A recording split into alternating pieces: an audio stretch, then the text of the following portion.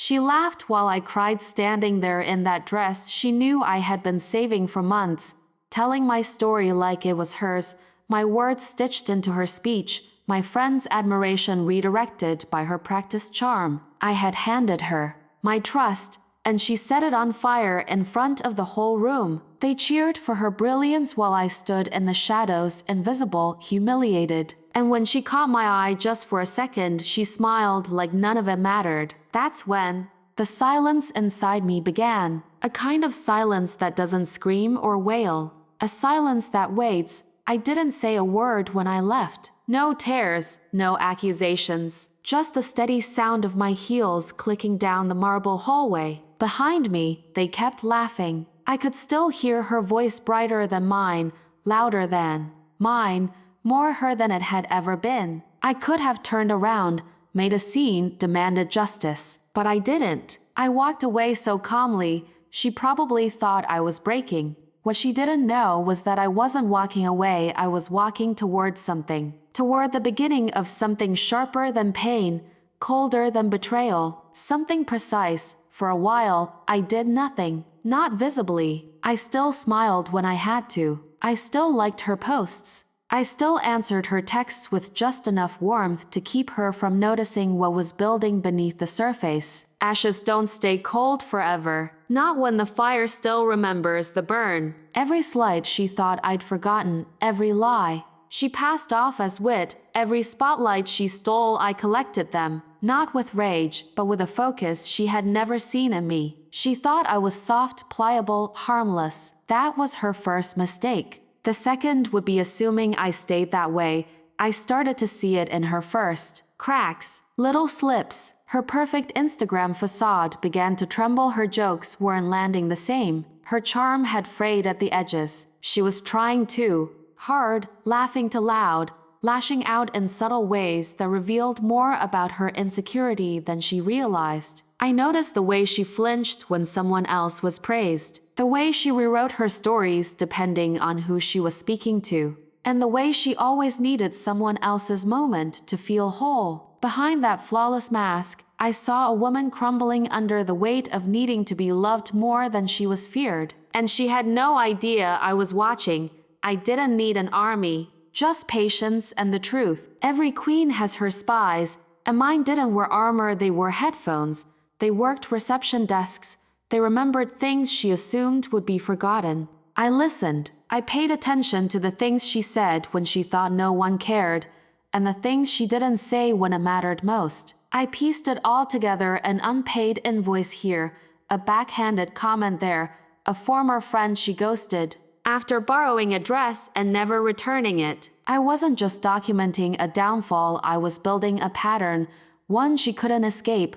When the time was right, I sent the invitation. A party, a celebration she'd think was for her. I made sure she believed it. I made sure it looked like everything she ever wanted: attention, admiration, a stage to perform on.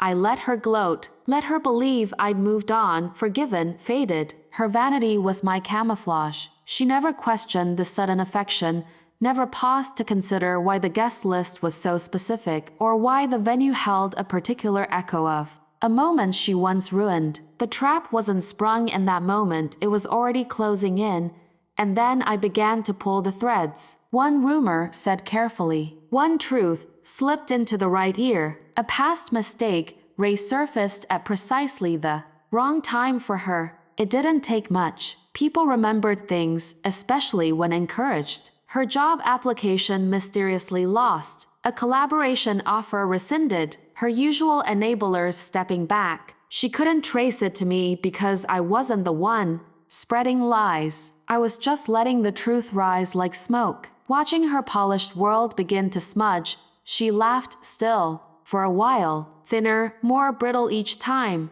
until one night, she made the mistake of mocking someone she used to depend on publicly, loudly. And it didn't land. The silence afterward was louder than her joke. I watched the cracks split wider. She looked around, saw the sideways glances, the sudden shift in tone. For the first time, I saw fear flicker behind her eyes. Her grip on the room loosening, her voice faltering. The mirror was cracking, and what she saw looking back at her wasn't beautiful or loved. It was hollow. And then came the night. Another dinner. Same table where she once stole everything from me: attention, admiration, power. But this time, I sat at the head, and when the conversation turned toward her, I didn't raise my voice. I didn't need to. I simply asked the right question, shared the right receipts, the kind of truths that couldn't be spun. Slowly, the room turned, not in anger but in quiet realization. And when she tried to interrupt, her voice cracked, not loud enough anymore. She choked not on food, but on the weight of her own fiction collapsing. Her fall wasn't dramatic. There were no screams, no glass shattering, just the way her shoulders curled in, how her eyes darted, desperate for someone to come to her defense. But no one did. She wasn't hated. She was simply seen for what she was. And in that moment, the silence she once mistook for weakness surrounded her. Not fury, not chaos, just the absence of power. That's what true revenge looks like. Not an explosion, but an unraveling. She came to me eventually, not in public, quietly, her voice trembling, her words carefully chosen. She didn't cry, not at first. She asked if we could talk, said she didn't know, that it was never personal, that she was sorry. But I wasn't angry anymore. I didn't need to scream, to list every wound she left behind. I looked at her, calm and whole, and I said, I hope you find peace, not because I forgave her, but because I already had mine. They remembered me as the girl who was humiliated, who walked out of that party in silence. But now they remember the woman who returned not with fire but with precision, who didn't just survive, but rewrote the ending, not with vengeance, but with strength. I wasn't broken, I was rebuilt, and this time, no one would ever mistake my silence for surrender again. The moment he dropped to one knee, everything around me blurred: the lights, the music, even the murmurs of our friends watching. For a breathless second, the world shrank to just his trembling hands and the ring glinting under the chandeliers. And then, like glass against concrete, it all shattered. Tara stepped forward, her voice, too sweet, cut through the room like a scalpel. She already said yes to someone else last month, she announced, smirking as if she'd won something. My heart didn't break. It stopped. The ring hung in the air between us, untouched. Everyone turned to me, then to him, then back again. My silence must have looked like guilt, but it wasn't. It was the beginning. In the days that followed, the silence clung to me like a second skin. The calls I didn't return, the texts I left unread. But I wasn't paralyzed. I was rewinding everything in my mind, watching the moments I'd missed. The times Tara had hovered too close, joked too sharply, dismissed my joy too quickly. I remembered her eyes at brunch 2 weeks ago, narrowing just slightly when I'd mentioned his late-night calls. The way she'd smiled too wide when I spoke of wedding venues. These weren't coincidences, they were signs. And now that I knew what to look for, I saw them everywhere. I didn't confront her. I didn't even flinch when she messaged me, acting concerned, offering to talk it through. Instead, I started digging. Her digital trail was messier than she realized: deleted messages that weren't fully gone, screenshots that painted timelines, small lies that left big shadows. I found her burner profiles, accounts that left anonymous comments under my photos, stoking rumors. I traced them to her IP. I found emails she'd sent pretending to be concerned friends, warning my fiancé about my past. She hadn't just betrayed me, she had orchestrated a slow, deliberate collapse of everything I trusted. She thought I wouldn't notice, that I'd fall apart, disappear quietly. I didn't. I smiled when I saw her at events. I laughed when she made her little jabs. I played the part of the defeated girl while I saved every thread, every receipt. Behind the scenes, I was archiving it all: screenshots stored, voice notes backed up, every piece of her puzzle preserved. And Tara, she kept playing the game, convinced she'd already won. But I wasn't planning revenge. I was building it. Slowly, silently. Her arrogance was the chisel that cracked her perfect mask. She started boasting more publicly, her stories exaggerated, her lies louder. The world loved her until it didn't. Until people began noticing that her charm came with claws. She posted a brand collaboration I knew wasn't real. I let it sit. When the brand denied it, her reputation took the first hit. Small, but public. She brushed it off. But the silence from her inboxes spoke volumes. People were stepping back, uneasy, confused. Watching.it began with a stroke of red paint, literally. An anonymous tip sent to the venue hosting her big charity gala revealed how she had borrowed designs from a lesser-known artist. Photos followed, side-by-side comparisons. The event pulled out. The artist went viral. I said nothing, but suddenly, people started asking questions. Whispers spread. I left her allies clues in their inboxes, just enough truth to make them curious. I knew Tara. She wouldn't retreat. She'd fight harder, lie louder, dig her own grave, thinking it was just another photo op, and she did. She called out her haters, made long posts about jealous friends. She named no one, but everyone knew. By the time I released the final piece, a private group chat she'd started, filled with cruel jokes about people she smiled at publicly, it was too late. Screenshots leaked, comments flooded in. She tried to deny it, then claimed she'd been hacked, then said it was all taken out of context,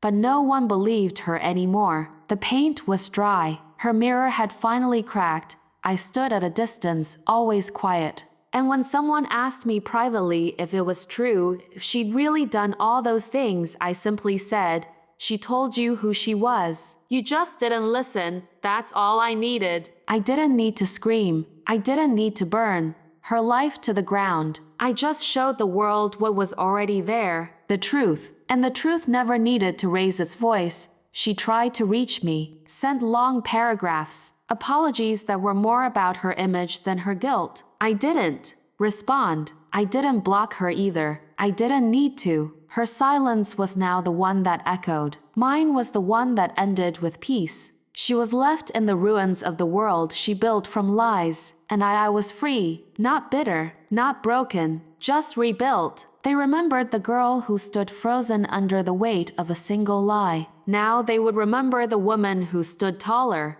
without ever lowering herself to strike.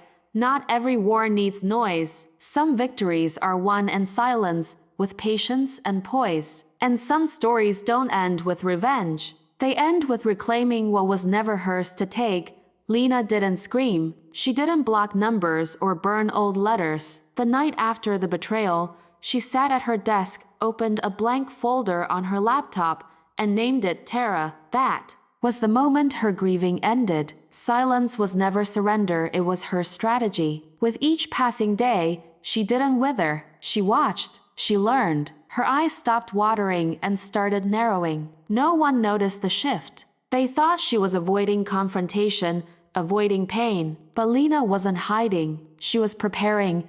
Tara kept posting, laughing, flaunting her life like it was untouchable. But to Lena, those posts were footprints. Every photo, every location, tag, every comment, each one filled in pieces of a puzzle only she could see. She started pulling receipts from years back on charges, petty comments that once seemed harmless, and behaviors she had brushed off as quirks. Patterns began to emerge. There had been signs, always signs, like Tara never taking full responsibility. How every misunderstanding somehow ended with someone else apologizing. Lena followed those breadcrumbs into a maze of quiet betrayals. Flashbacks came uninvited but clear. The time Tara accidentally forwarded a private email, when she cried in front of a guy Lena liked, spinning some story about needing comfort. How she twisted truths with just enough charm to be believed. Lena had mistaken her for broken, once fragile and insecure. But fragility was Tara's greatest tool, and Lena had been the perfect audience. Until now, some secrets are buried under guilt, others are just misplaced. Lena found a folder in her old inbox from 2 years ago, one Tara had begged her to delete. It contained fake invoices and a scanned ID with a forged address. Tara had used it to rent an apartment she never lived in. pretending to be to people onto applications. It hadn't mattered then. It did now. One phone call confirmed the documents were still in the system. Lena smiled and took a screenshot. Truth didn't always come from high places. Sometimes, it came from bitter ex-roommates with good memories. Tara's old roommate had no love left for her, just stories, screenshots, and an old hard drive. Lena listened patiently as details poured out. Unpaid rent, stolen clothes, even a confession Tara had made about using vulnerability like a currency. Lena didn't judge. She simply added every name, date, and quote to the ever-growing dossier. Tara's life wasn't perfect. It was paper-thin. The final flaw came wrapped in red leather and ego. The car, the one Tara flaunted like a trophy, captioning every shot with "hard work pays off," but Lena knew the model. She recognized the plate. A few minutes on a registry site confirmed what she suspected. It wasn't hers. It was leased under an ex-boyfriend's name. That man? Now married, now corporate, and likely not thrilled to find his name still linked to someone like Tara. Especially if something were to go wrong. Especially if the lease defaulted. Lena didn't move fast. She moved precisely. She created new email addresses, submitted anonymous tips, sent copies of the forged lease documents to the dealership's fraud department. She made no noise, left no fingerprints. Digital breadcrumbs were scattered in quiet corners. A flagged financial discrepancy here, a credit check there. The trap wasn't one big moment. It was a series of silent ones, laid with care. Tara wouldn't even see them until she tripped, and still, Tara bragged. She bought followers, posted inspirational quotes, claimed to be working on a self-growth book. Her smile was wider than ever. She dropped hints about new deals and big projects, but the more she spoke, the more she exposed. She bragged about her car again right as the repo case was quietly reopened. She claimed she owned every inch of her life, right before her fake address was flagged in a credit fraud sweep. She was handing Lena the knife and didn't even know it. By the time the dealership reached out to her ex, it was too late. The plates had been tracked, the papers had been reviewed, and on a quiet Tuesday morning, the repo truck pulled into her driveway. She came running, phone in hand, already halfway through a live video about manifesting abundance. The driver said nothing, just held out the paperwork, marked in red, the color of finality. She tried to spin it, of course, called it a banking error, claimed identity theft, but the trail was too long, too full of her own fingerprints. One by one, the brands she tagged went silent. Collaborations vanished. Comments turned cold. People didn't attack her. They simply disappeared. She hadn't just lost things. She lost her illusion. And Lena? She never gloated, never posted, never bragged. She just closed the folder named Tara, saved it to a flash drive, and put it away. Because she was done. Because sometimes revenge isn't loud. Sometimes it's exact. And when done right, it leaves nothing behind except silence. She didn't cry when she saw the video. She didn't even blink. The screen lit up with Tara's face, laughing in a mock whimper, mimicking Lena's breakdown like it was a punchline. The caption read, "Some people just aren't built for real life." Bless. The comments buzzed with hearts and laughter, strangers entertained by cruelty dressed as confidence. But Lena didn't flinch, because in that moment, Tara thought she had won. What she didn't know was that she had just lit the match on her own downfall. Lena tapped save video and stored it in a folder with no name, just a date. It was already the second file in a chain of quiet planning. Tara thought it was a joke, just another petty flex for views. But Lena saw it for what it was, proof. She watched it again, not to feel the sting, but to catch the details. The car, keys in Tara's hand, the name of the studio behind her, the way she laughed too hard, too long. It wasn't a joke. It was a confession wrapped in a filter. She didn't call a friend. She didn't vent. She went to work. One search led to another. A license plate, half visible in the video, opened a trail. Public vehicle records. A leasing company she remembered from months ago. The registration didn't match Tara. In fact, It hadn't matched anyone in over a year. The lease was expired, the insurance flagged. Just one quiet call, anonymous, brief, exact, linked it all together. You might want to check the vehicle at this address. I believe it's unaccounted for, and that was enough. No drama, just a whisper that echoed. The response was faster than she expected. The finance company confirmed what she already knew. Tara hadn't paid in months. The leaseholder had filed a dispute. The car was still listed as property of the dealership, and its parking location matched the latest tags on Tara's feed: unregistered, overdue, and used publicly to promote false success. The woman who had laughed at Lena's heartbreak was now flaunting a car that didn't belong to her. It was poetic. It was legal. It was time.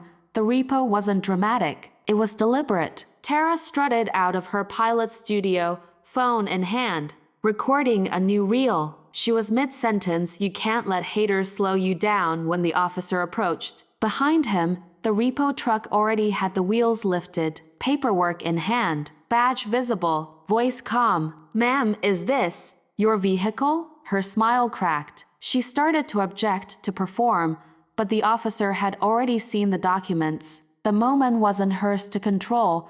People gathered, phones up, eyes wide. Tara's voice raised, but her audience no longer cheered. "This is a mistake. That car is mine." The officer didn't argue. He didn't need to. He just read from the paperwork names, dates, violations. The silence between each word was louder than her protests. The car was already moving before she finished yelling. Her followers watched, stunned, some still recording, others turning away. Her spotlight had become her trial. Desperation is a loud thing. She screamed for someone to call her lawyer, shouted at strangers to stop filming. But the louder she got, the quieter the crowd became. The comments under her latest video shifted from fire emojis to question marks. Her sponsors went ghost. Her carefully crafted image cracked, not in silence but in public. She had turned someone's pain into content, and now her downfall was content for someone else.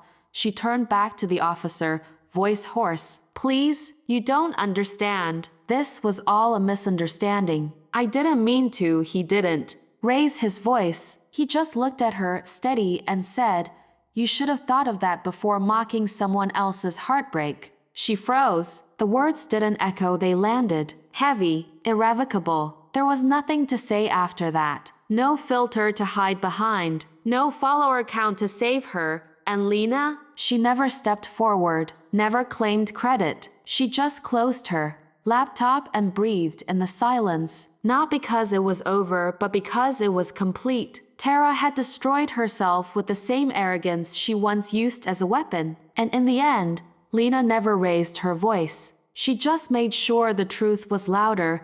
The red convertible was a symbol, Tara's badge of success, a flashy testament to a life she meticulously crafted online. So when the tow truck arrived, heavy and indifferent, the crowd circled with phones raised and cameras flashing like merciless spotlights. Tara's perfectly curated facade shattered with every inch the car was dragged away. The public spectacle wasn't just about a car. It was the unraveling of an illusion she'd spent years building, now exposed for all to see. Behind the gleaming paint and tinted windows was a trail of deceit, and today it caught up with her. Her followers, once blind admirers, started turning into witnesses. Comments shifted from admiration to doubt as leaks surfaced, fines unpaid, registrations forged, and addresses that led nowhere real. The web Tara spun to cover her tracks was fraying under the weight of truths she had buried too deeply. Stories circulated, whispers grew louder, and each post she made trying to spin a new narrative only dug her deeper. The online kingdom she ruled with confidence was now a court of judgment, her followers silently watching the fall of their queen. The first to vanish were the sponsors. The brands who once flaunted her face in glossy ads slipped away quietly, pulling contracts without fanfare. No public statement, no harsh words, just a silent retreat. Tara was left to face the storm alone, spinning desperate stories to fill the void. Her ego, once an impenetrable shield, began to crack as the reality settled in. The invitations stopped. The endorsements dried up. The applause turned to silence, and in that silence, she was truly alone. Then came the call that would shatter her world entirely. The number appeared unrecognized but impossible to ignore. When Tara answered, the voice on the other end was calm, unyielding Lena. There was no need for long speeches or threats. Just one line, simple and cold. I told you every lie has its price. The words weren't a threat, they were a verdict. Tara's facade crumbled with a single breath, the game ending not in chaos, but in quiet finality. No anger followed, no dramatic confrontation, just a click and silence. Lena ended the call, deleted the number, and never looked back. The chapter was closed with surgical precision, no room left for doubt or regret. Revenge for her was never about spectacle or noise. It was about reclaiming power without losing herself in the process. She never posted about it, never sought attention or validation. The victory was hers in the silence and the freedom to move on without the weight of bitterness. Her revenge wasn't loud. It was subtle, complete, and utterly satisfying.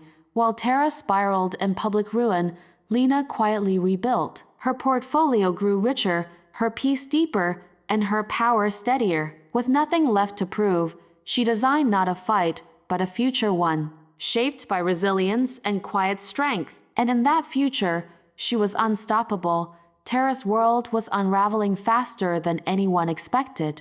The accusations of fraud and negligence didn't just stick, they clung like a dark shadow that followed her everywhere. What once was admiration twisted into suspicion, and the whispers that had always lingered behind her radiant smile now sharpened into sharp daggers of doubt. Her carefully built reputation crumbled as each new headline peeled away layers of her carefully painted image, exposing the cracks beneath the gloss.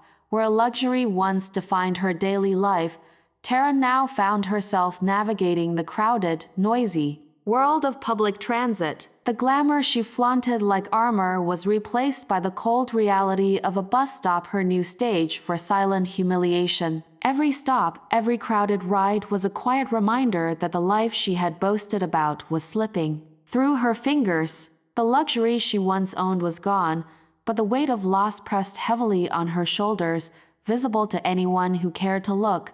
Meanwhile, Lena's ascent was the opposite story. She moved quietly, her success speaking volumes in the spaces where Tara's name once echoed. Awards, respect, and new opportunities found their way to her, each achievement a subtle victory. She didn't shout her triumphs. Instead, she let the growing rumors about her unstoppable rise ripple through the circles that mattered. Her silence was a powerful statement, louder than any proclamation could have been, turning gossip into a force no one could ignore. Behind the scenes, whispers connected Lena to Tara's downfall, but she never addressed them. She remained a shadow behind the curtain, watching the speculation grow like wildfire without adding fuel herself. Letting others fill the silence, she kept her cards close, aware that mystery could be as powerful as confession. In those quiet moments, the balance of power shifted without a single word from her, proof that influence doesn't always need a voice.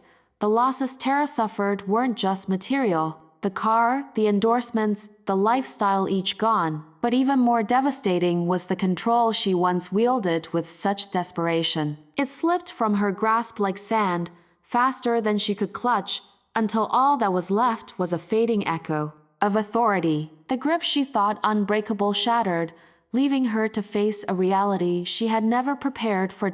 As the final pieces fell into place, Lena's thoughts were steady and clear. Watching the destruction unfold before her, she felt no rush to fan the flames. Some watched bridges burn, eager for chaos and noise, but she let the engine stall, choosing calm certainty over spectacle. Her victory wasn't in the destruction itself, but in the quiet assurance that sometimes the greatest power lies in letting things fall apart on their own.